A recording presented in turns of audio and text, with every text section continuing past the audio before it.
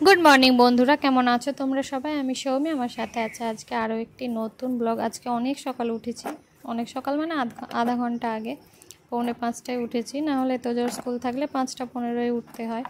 তো উঠেই ফার্স্টে আঁচটা ধরাবো। আজকে বাবাকে নিয়ে ডাক্তার দেখাতে যাওয়া হবে কলকাতায়।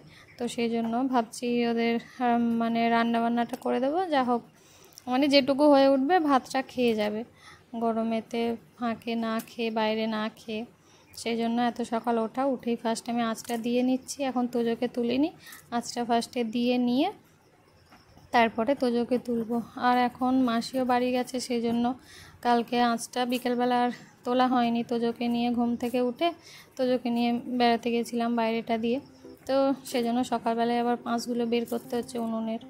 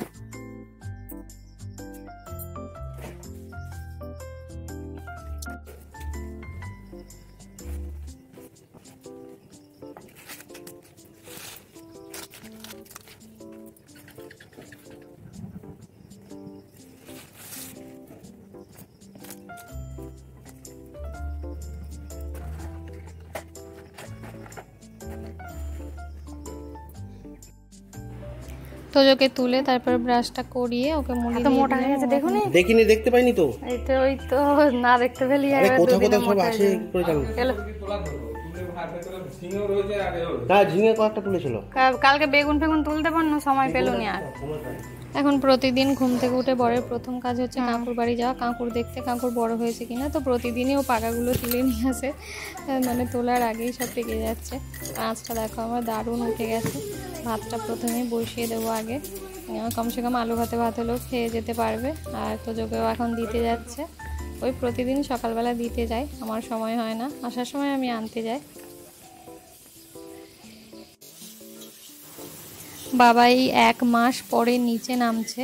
আজ ডাক্তার দেখাতে নিয়ে যাওয়া হবে বলে, তো যেদিন থেকে হসপিটাল থেকে এসেছিল সেদিন থেকে ওপরেই ছিল, একদিনও নিচে নামানো হয়নি। তো আজকে ডাক্তার দেখাতে নিয়ে যাওয়া হবে, সেই জন্য নিচে নামানো হচ্ছে। সব কাকারা, তারপর আমাদের যারা কাজ করে সবাই মিলে ধরে বাবাকে নামাচ্ছে। এখন গাড়ি আসেনি, এখন আগে থেকে নামিয়ে রাখছে। এখানেই বাইরেতেই স্নানটা করে দেওয়া হবে, এখানেই ভাত খেয়ে নেবে, তারপরে গাড়ি এলেই নিয়ে যাওয়া হবে।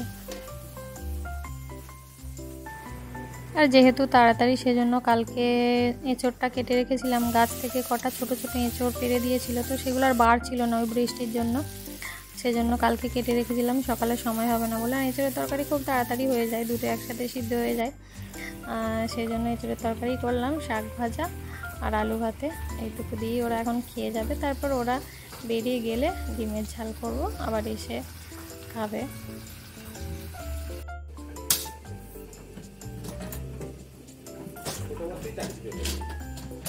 আগের বারে যেমন গেলে এখান থেকে চাগিয়ে নিয়ে চলে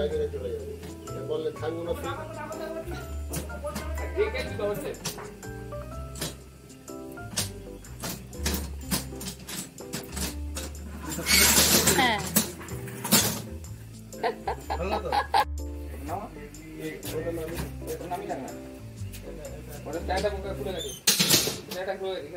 এই ইয়েটা ওর মধ্যে পরি দাও। হ্যাঁ,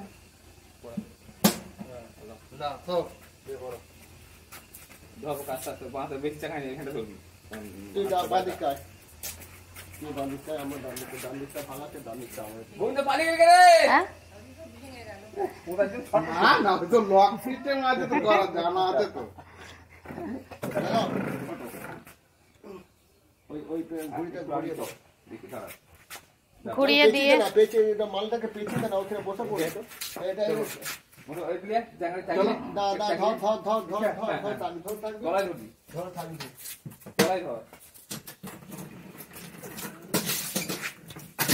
বোকা চেয়ারটা ইয়ে বাঁ পাই করে ইয়ে আরেকটু আগে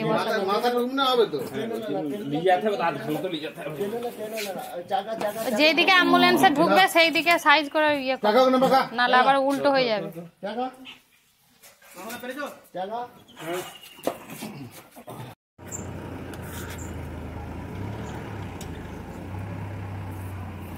সকাল থেকে যেন যুদ্ধ চলছিল, তাড়াতাড়ি এটা নিতে হবে ওটা নিতে হবে রান্না। তো ওরা যে বেরিয়ে যাবার পর ঘরে যেন একটা অসম্ভব শান্তি বিরাজ করছে। এখন একটু বসবো খানিকক্ষণ, তারপরে আবার কাজে লাগবো। মা অনেকক্ষণ রান্না হয়ে গেছে দেখে মাছ ফাঁকা যাচ্ছে, মা বললো তবে এগুলো ভেজে নিই, বাদাম কলাই।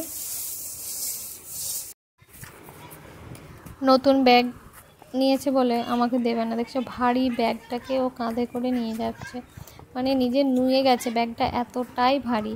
আমি লাঠিটা দেবো, ব্যাগ সব করে কাঁধে করে নিয়ে যাবে।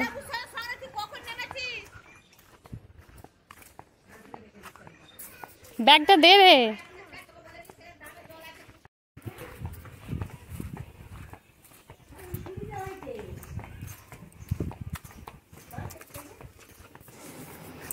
চলো, ও তো ব্যাগ নিয়ে ছুটেছে, আমিও পিছনে পিছনে যাচ্ছি। আজকের মতো ব্লগটা এখানে শেষ করছি। ভালো থাকবো সবাই, টাটা, আবার দেখা হবে।